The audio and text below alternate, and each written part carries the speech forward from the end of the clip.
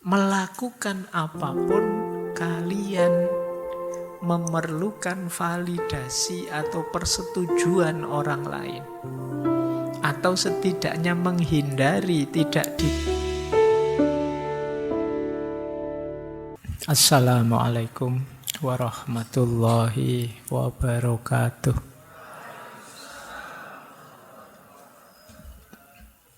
Apa sih herd instinct itu? Ini kalau pakai definisi, ya herd instinct itu dorongan alami manusia, juga hewan-hewan, untuk mengikuti tindakan atau perilaku kelompoknya secara kolektif. Jadi ada dorongan dalam jiwa kita untuk menyesuaikan hidup dengan kelompok kita. Jadi, lu kelompok saya kok jalan semua ke utara, ya saya harus ke utara berarti. Kelompok saya kok ikut jalan ke selatan semua, ya saya harus ke selatan. Ini herd instinct, jadi dorongan jiwa sosial dalam diri kita. Wah, teman-teman kok ikut ngaji filsafat semua ya, tinggal saya yang belum. Terus kalian gelisah.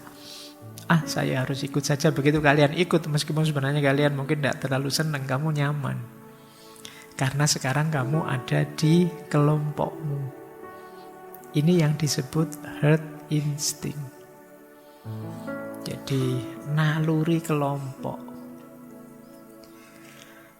Makanya ini disebut fitrah. Karena setiap orang pasti punya dorongan itu. Kalian beda sendiri kan tidak mau. Tidak enak kelihatan terkucil, tersisih, tidak sama dengan yang lain. Itu menggelisahkan. Kalian ingin sama saja seperti yang lain, seperti orang lain.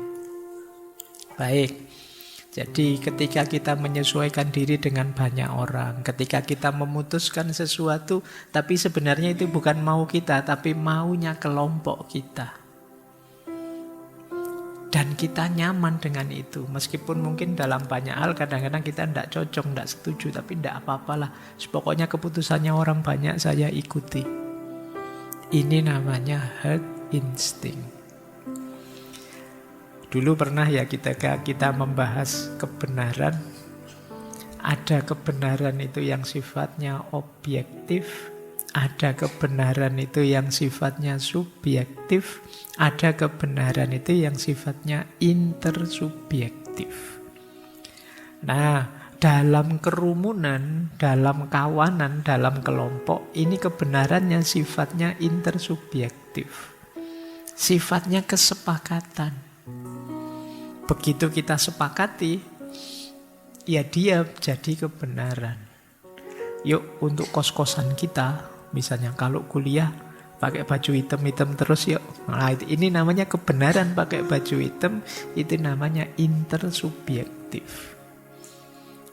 Kalau sudah intersubjektif berarti sudah disepakati. Kalau ada yang tanya, apa dalilnya kamu pakai hitam-hitam? Tidak ada, itu tidak ada hubungannya dengan dalil. Ini kesepakatan. Karena apa? Karena ranahnya ranah hidup bersama, ranah sosial.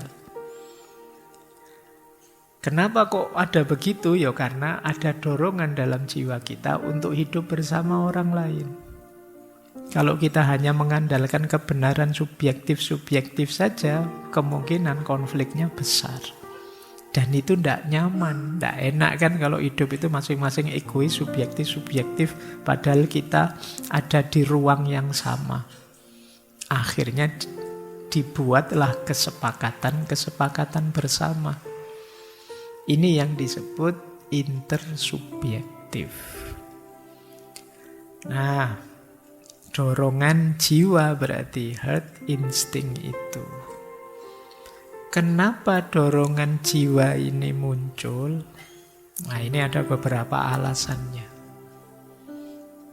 Alasan pertama, untuk keberlangsungan hidup. Jadi kita itu dalam banyak aspek tidak bisa sendirian. Bahkan ada yang menjelaskan, dalam kelompok hewan tertentu, berkelompok itu lebih memperbesar kemungkinan survive. Ini contohnya misalnya kambing yang banyak itu. misalnya ada harimau datang, itu kan kemungkinan selamat kita besar. Karena kita tidak tahu nanti kambing yang mana yang diterkam harimau. Tapi kalau kamu sendirian, satu-satunya ketemu harimau, ya mesti kamu, siapa lagi yang kena. Nah ini insting kerumunan. Di tengah orang banyak saya bisa selamat. Jadi aman. Kayak kalian itu cowok-cowok kadang ngumpul bareng-bareng, terus mungkin ada cewek lewat terus sweet-sweet itu. Begitu ceweknya noleh, siapa yang tadi sweet-sweet? Diam semua, bukan saya. Kamu selamat. Coba kamu sendirian mesti ketahuan bahwa itu kamu. Nah, itu logika sederhana. Kenapa kerumunan kadang-kadang menyelamatkan? Jadi itu alasan pertama. Jadi instingmu jalan. Ini cara untuk aman apa? Gabung dalam kelompok. Biar tidak kelihatan kamu beda sendiri. Tapi kalau kamu sendirian ada apa-apa, ya kamu yang diserang. Siapa lagi kalau bukan kamu? Wong adanya cuma kamu. Kayak saya tadi ngajar, ada mahasiswanya ngantuk. Salah satu cuma saya tidak lihat. Tiba-tiba ada yang menguap keras sekali. Wah gitu. Terus, ayo siapa tadi yang menguap? Diam semua. Akhirnya selamat semua. Karena saya tidak bisa tahu dalam kerumunan itu tadi siapa. Dan mungkin mahasiswanya kompak, ini tidak usah bilang siapa. Pokoknya ada di antara kita lah gitu. Nah, kerumunan itu kadang-kadang menyelamatkan. Bareng-bareng. Ya sederhananya bisa saling melindungi. Yang kedua, ya perlindungan dan keselamatan tadi ya, saling melindungi. Karena kita bareng-bareng, bersama-sama jauh lebih kuat daripada sendirian. Dalam senang maupun dalam sedih. Kayak iklan rokok itu ya, ndak ada kamu ndak rame, ndak enak, ndak seneng. Kalau kamu ada, aman sudah. Kalau ada apa-apa kita bisa saling lempar tanggung jawab. Jadi, bukan saya, kan ada kamu, buat apa? Itu kayak, mungkin kalau kalian mudik, pulang kampung, terus ibumu marah-marah, ayo ndak ada yang mau nyapu. Itu kan kalian kalau saudaranya banyak, berkelompok kan enak. Yo, kamu dong. Ibumu capek, ini harus dimarahi satu-satu ya capek. Tapi kalau kamu pas sendirian di rumah, yang nyapu siapa? Yang buang sampah siapa? Mau ndak mau ya kamu. Nah, itu alasannya kenapa banyak orang itu lebih safe, lebih aman. Yang ketiga, resikonya jadi minimal. Barang berat kalau dijinjing bareng-bareng jadi ringan. Barang ringan kalau tidak dikerjakan ya tidak selesai. Jadi, tapi kalau banyak temannya lebih enak. Pekerjaan satu kalau kalian berdua jadinya setengah-setengah.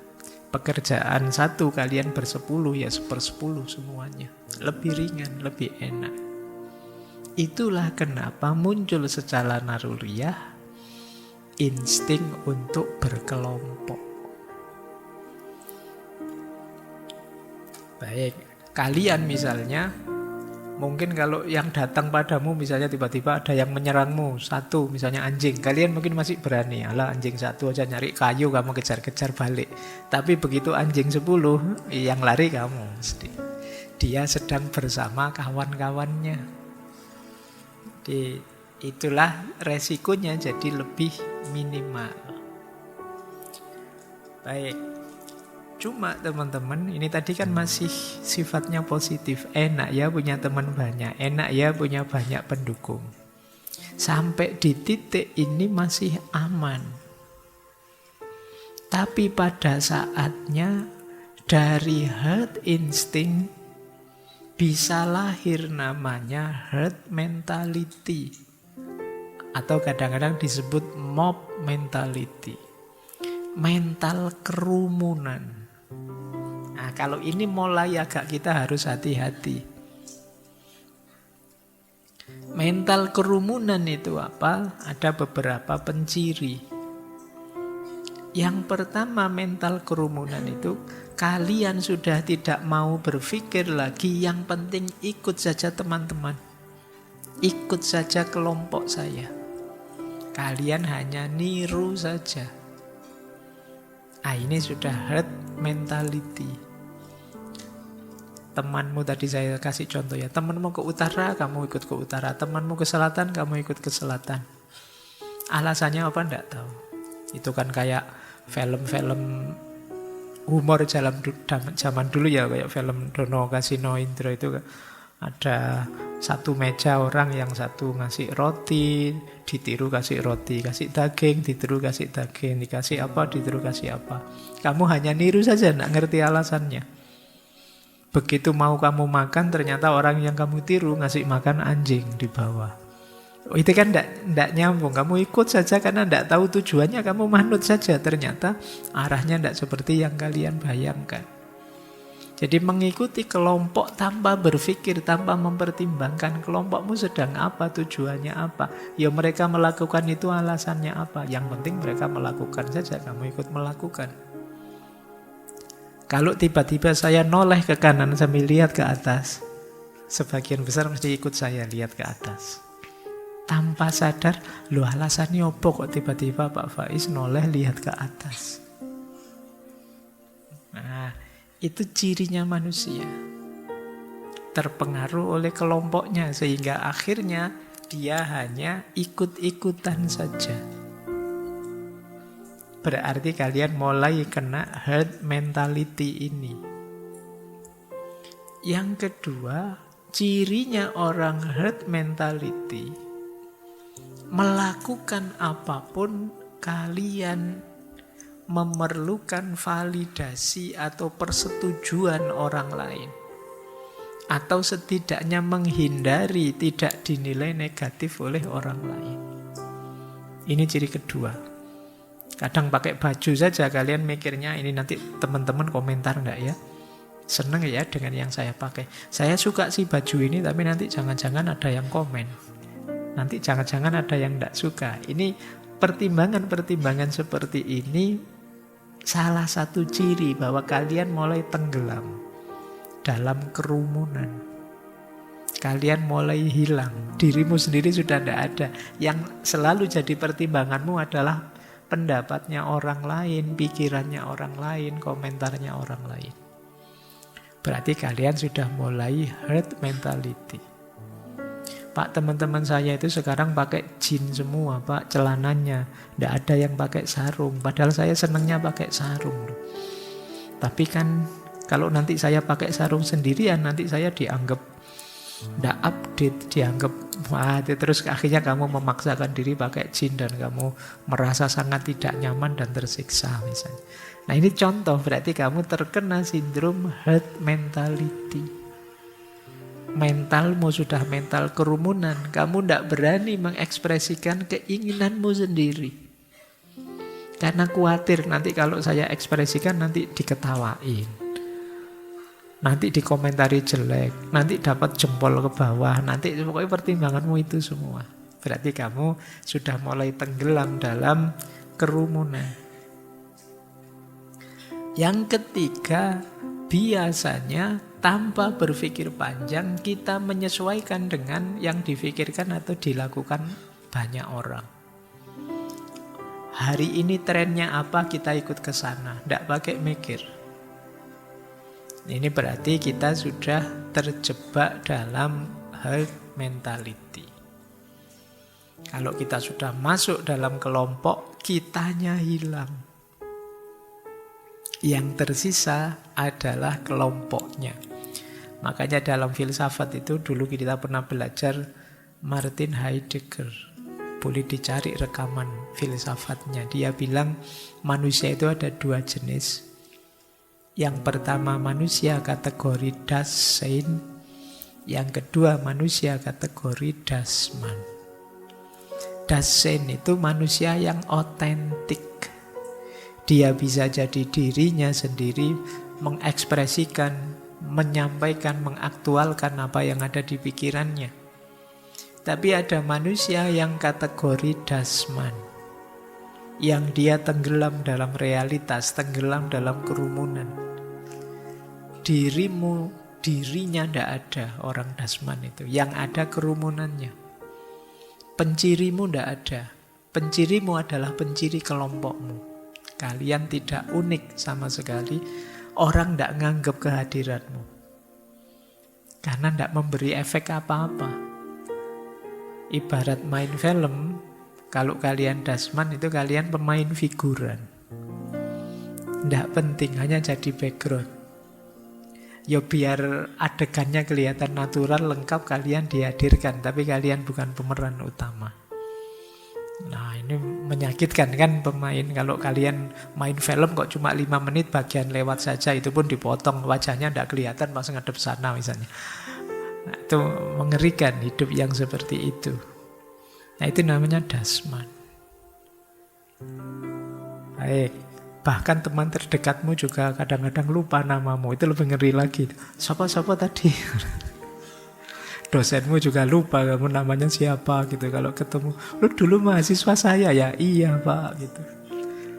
Oke, coba kalau kamu ketemu gurumu atau dosenmu yang lama, itu mesti, kalau kalian tidak sangat istimewa, beliau lupa namamu. Saya sering itu, Pak saya dulu mahasiswanya. Ya itu pura-pura ingat saja. Padahal lupa. Oke ya, kenapa bisa begitu? Karena selama ini mungkin saya mengingatnya, yos pokoknya kamu temennya ini toh, sak kelas sama ini toh. Nah yang namanya saya sebut itu biasanya dia yang otentik, karena itu berkesan. Jadi kalau kamu misalnya ketemu siapa dari masa lalumu, terus bukan kamu yang diingat tapi temenmu, oh kamu temennya ini lah, berarti yang diingat temanmu bukan kamu. Berarti kamu pemain figuran tadi. Jadi kamu tidak terlalu penting bagi dia. Baik, kita lanjutkan ya. Jadi kalau kalian sudah punya ciri-ciri ini, berarti kalian sudah kena penyakit herd mentality atau mob mentality. Ada quotes menarik tentang herd mentality ini dari filosof yang dulu juga pernah kita bahas, Arthur Schopenhauer. Kata dia, kita mengorbankan 3/4 dari diri kita untuk jadi seperti orang lain. Nah, kita tidak menerima diri kita apa adanya, tapi kita modif diri kita dengan parameter orang lain. Apa ndak boleh Pak saya bergaya, bermode? Boleh, tapi ya sesuai idealmu saja. Jangan menggadaikan dirimu dengan bersandar pada pikirannya orang lain. Jadi kita jarang sepenuhnya jadi diri kita. Kita selalu ngambil benchmark orang lain. Makanya kata Schopenhauer, kita mengorbankan 3/4-nya. Berarti yang otentik dari diri kita tinggal 1/4-nya. Ya entah dalam hal apa, tapi ini menunjukkan kita memang tenggelam. Kita tidak unik, tidak mengaktualkan apa yang kita inginkan. Bahkan kata Einstein, saya kutip itu, terkenal sekali quote dari beliau, hanya sedikit orang yang melihat dengan mata kepala sendiri dan merasakan dengan hati sendiri.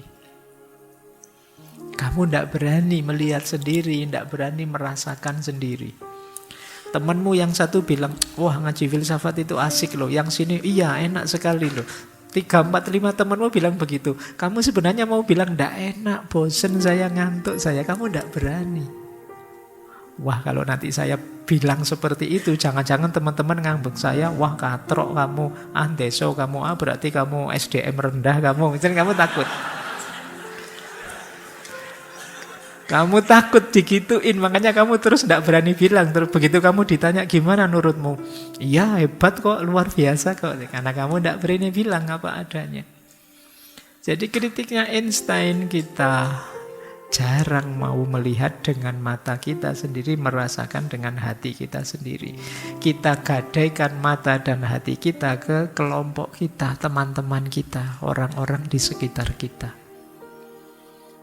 Itulah situasi kita hari ini banyak. Kita tidak bisa jadi diri kita sendiri. Padahal semua yang kita lakukan nanti kita pertanggungjawabkan sendiri. Kalau bahasa Al-Quran kan wala taziru waziratun wizra ukhra.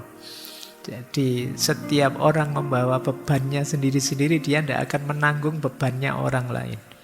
Sementara kita harus menanggung beban kelakuan kita, perilaku kita, yang itu sebenarnya bukan kita. Hanya niru orang lain. Bayangkan pahitnya, saya sering mengilustrasikan begini. Kalau kalian ikut petunjuknya orang, kemudian tersesat, itu kan pahitnya luar biasa, mangkelnya luar biasa. Sudah tidak berinisiatif, hanya ikut-ikutan, itu pun tersesat. Tapi seandainya kalian jalan sendirilah, bismillah semoga nyampe, ternyata tersesat, itu kan mungkin ya kecewa, tapi kecewanya tidak sebesar ketika kalian sudah pasrah, sudah percaya, ternyata juga masih disesatkan. Nah, itu pentingnya kita jadi diri kita sendiri. Ada lagi satu quote. Ini tokoh dulu belum lama, bulan lalu kita bahas ya, Jiddu Krishnamurti. Kata beliau, menyesuaikan diri dengan baik dalam masyarakat yang sakit itu bukan ukuran kesehatan. Maksudnya beliau apa? Kita kan sering pakai alasan adaptasi.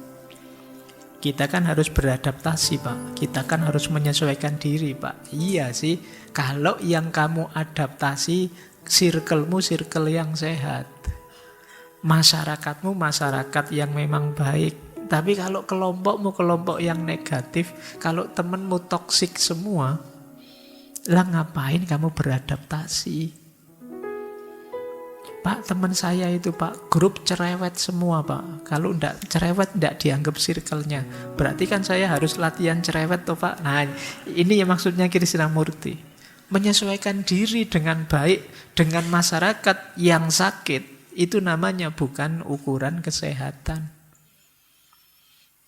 Jadi iya, adaptasi ya adaptasi, menyesuaikan diri ya menyesuaikan diri. Tapi perhatikan juga kalian beradaptasi pada apa, menyesuaikan diri untuk apa. Pak, anak muda hari ini itu kalau terlalu soleh itu rasanya ndak update, Pak.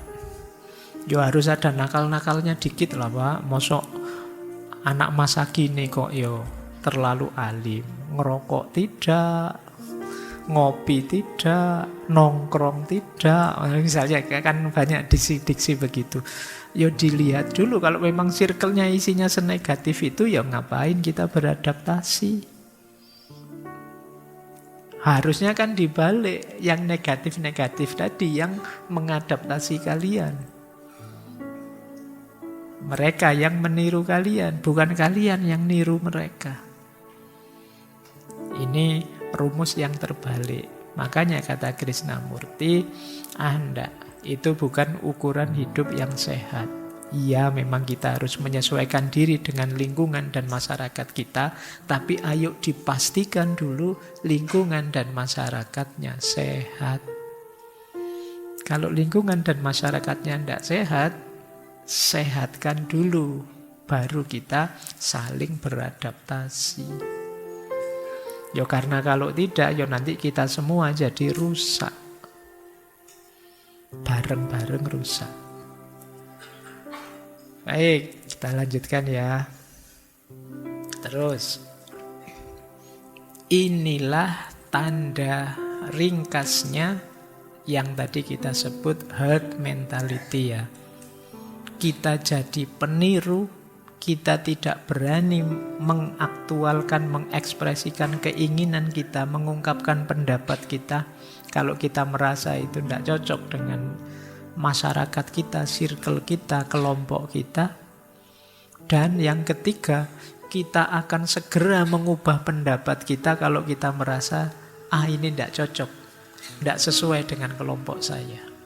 Kalau kalian punya tiga ini, berarti kalian sudah terjangkiti herd mentality. herd instinct tadi manusiawi, manusia punya dorongan sosial. Tapi kalau herd instinct itu tidak terkendali menjadi herd mentality, mentalitas kerumunan, kalian sedang kehilangan dirimu sendiri di tengah kerumunan. Istilah herd itu kan kadang semacam kawanan binatang, itu kan kelompok. Jadi kalau ada misalnya kambing satu lapangan, itu kan kalian tidak peduli mana yang lebih ganteng, mana pokoknya kambing semua kan gitu saja. Satu-satu dari kambing itu tidak dihargai. Ketika kalian di kerumunan juga begitu. Kalau kalian berkumpul misalnya anak-anak yang sukanya genjreng-genjreng dan lain sebagainya sampai malam, padahal kalian tidak ikut genjreng-genjreng, tetap orang akan menganggap kalian suka genjreng-genjreng. Kenapa? Kelompokmu. Jadi ini tanda 3 ini ya. Nanti setelah ini pulang coba dicek. Saya punya 3 gejala ini enggak? Kalau kalian punya 3 gejala ini, mulai perbaiki diri, evaluasi diri. Karena berarti kalian sedang pelan-pelan memudar dirimu. Kamu sedang hilang. Otentisitasmu sedang melemah. Saya akhiri sekian. Wallahul muwafiq. Wallahu a'lamu bissawab. Wassalamualaikum warahmatullahi wabarakatuh.